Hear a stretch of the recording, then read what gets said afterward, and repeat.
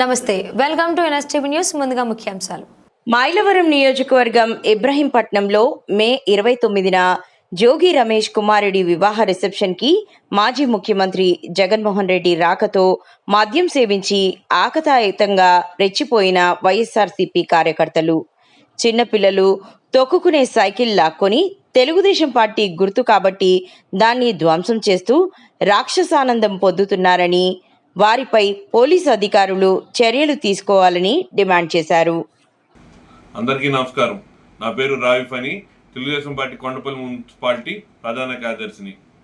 ఈ నెల 29వ తేదీన జోగి రమేష్ గారు వారి కుమారుడి రిసెప్షన్కి జగన్మోహన్ రెడ్డి గారిని ఆహ్వానించడం, ఆయన ఇబ్రహీంపట్నం చేరుకోవటం, ఈ సమయంలో వైసీపీ కార్యకర్తలు విపరీతమైన చేష్టలు చేస్తూ, విపరీతమైన హింసాకరమైన పనులు చేస్తూ, అటుగా చిన్నపిల్లలు వెళ్తుంటే వారి దగ్గర ఉన్న సైకిల్ లాక్కుని ఆ సైకిల్ నేలకేసి కొట్టి తొక్కి విపరీతమైన చేష్టలు చేస్తూ సునకానందం పొందారు. అది తెలుగుదేశం పార్టీ సింబల్ కాబట్టి ఇటువంటి చేష్టలు చేయబట్టి మీరు గతంలో మీరు 11 సీట్లకు పరిమితం అయ్యారు.